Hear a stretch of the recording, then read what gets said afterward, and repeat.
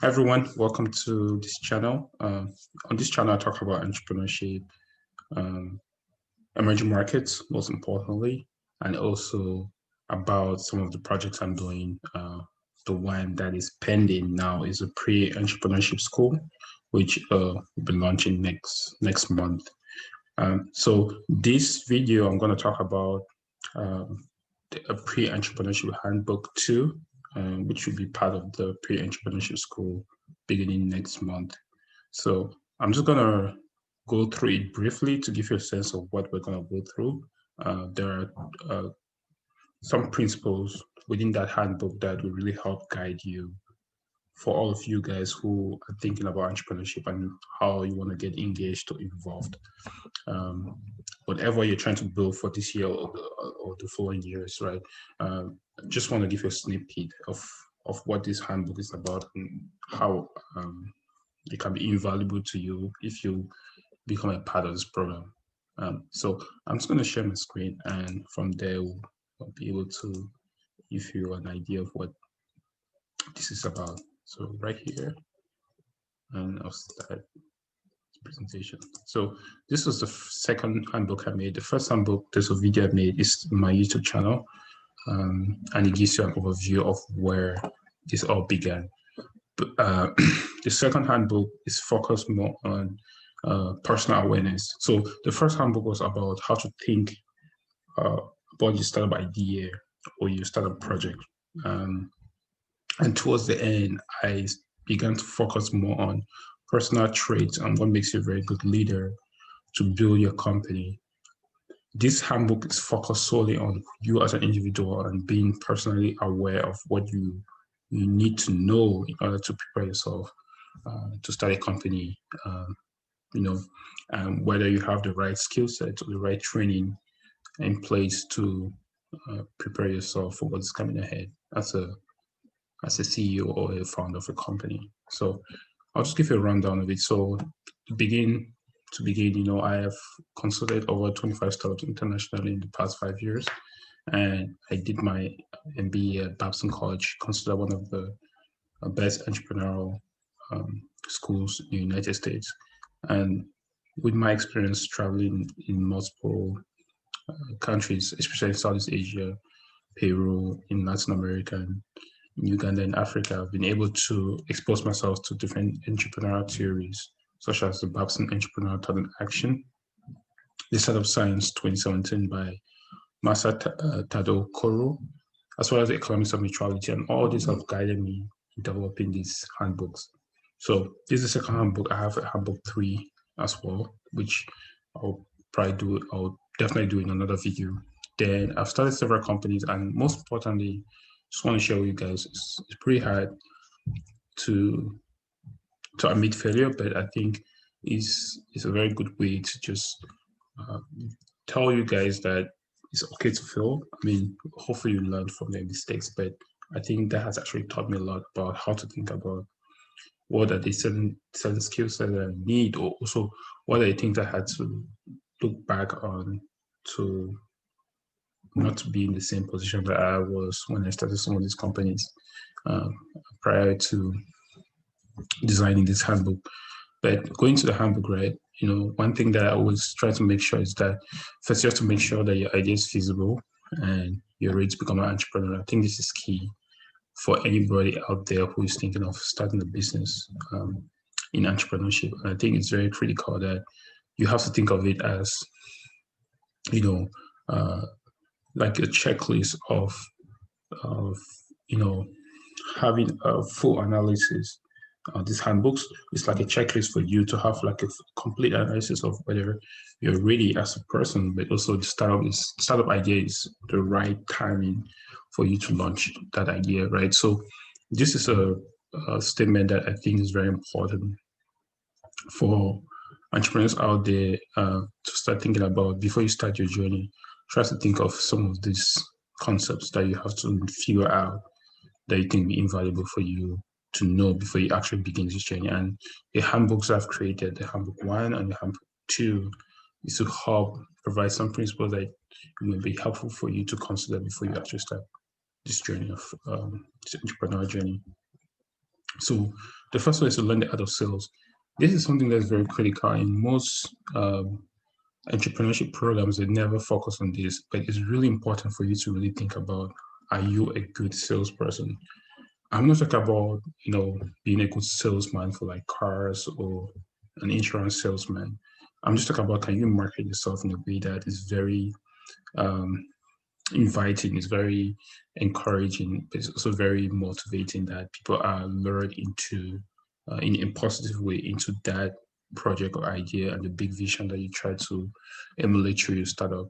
And I think learning this is very, very important for you to be able to um, build a team, have your first customers, as well as build something for the long term, right? And you have to have this big vision that has to really go beyond just that idea. And there are many free resources out there for you to actually start practicing that, but you really, really have to focus on learning skills. And I put this as number one because sometimes they don't really elaborate more on this, or they don't even mention it in most of these entrepreneurship programs out there. But I think it's very important for uh, prospective entrepreneurs, aspiring entrepreneurs, to really find ways to be able to make your story clearly, make it clear, um, uh, brief, but also succinct pitch about themselves as well as the startup, and why they're the ones responsible, or why they feel responsible to actually bring the idea into fruition.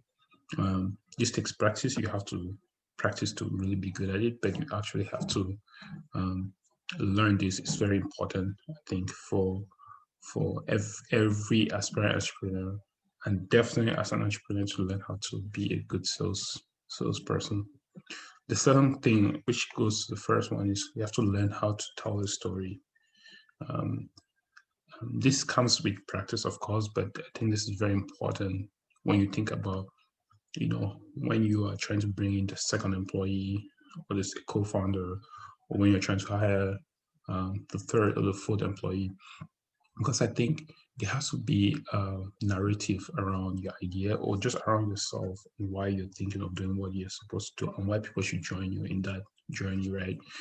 Storytelling is very, very important, just not just for the company, but how you want that company to impact the world. So a very important skill here is that you really have to learn how to be a good storyteller. And this is something that um, definitely has to be uh, one of the strengths that you need to work on moving forward. Third is you have to develop passion for the idea. I know they say passion sometimes comes naturally in something that you care about, but the honest truth is that once you do something for a very long time, you might lose just that, that drive. But it's something that you have to really do a lot of in-depth research, a lot of follow-ups, but also really understand fundamentally, why am I really interested in this idea? Because sometimes there's a why behind the why of that idea.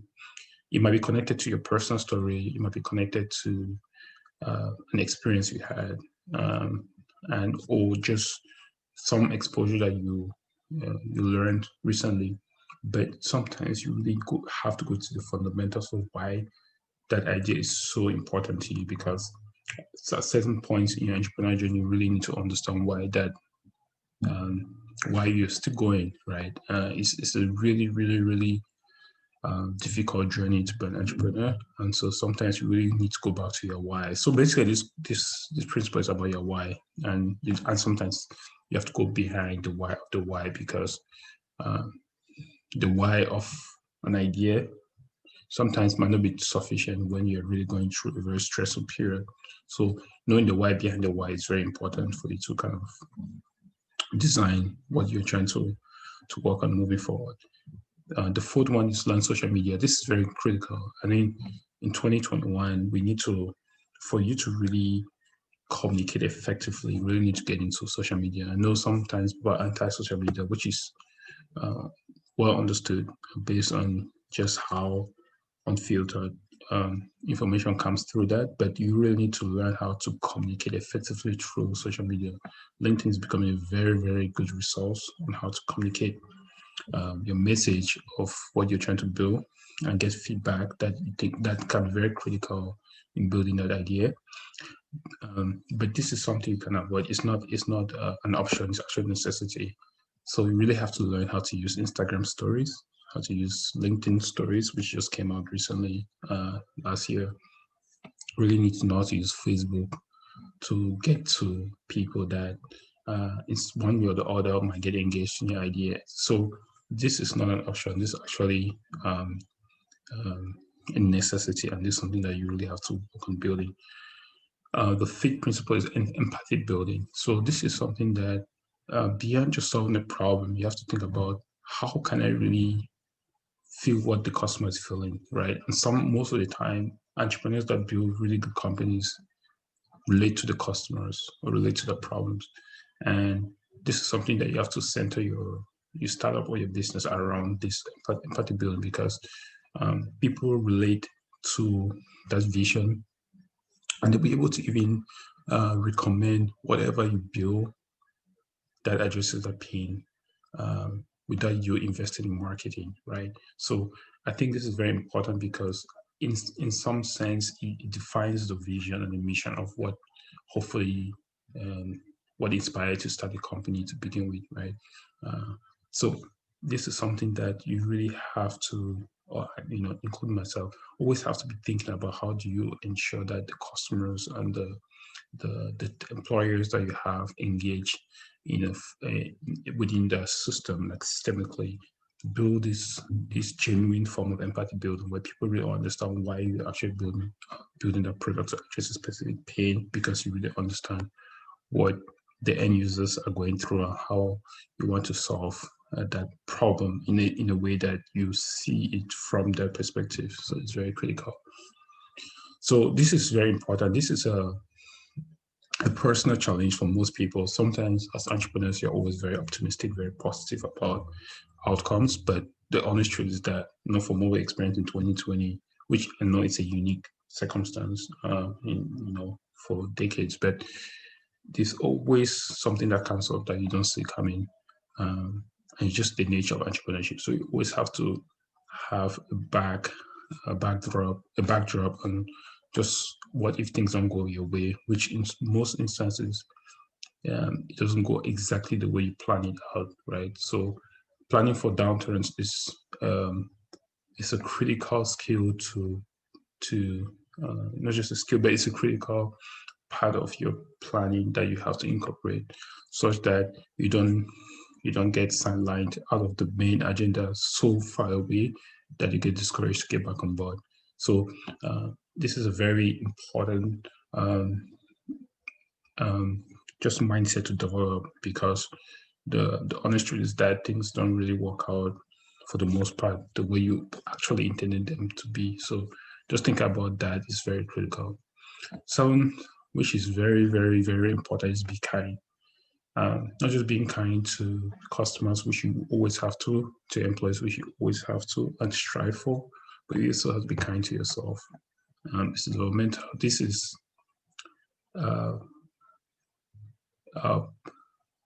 this is a character that you have to really put in the time and effort to always remind yourself that the importance of this, and hopefully it has to come naturally, because without being kind to yourself, you'll get burnt out pretty quickly. You'll try to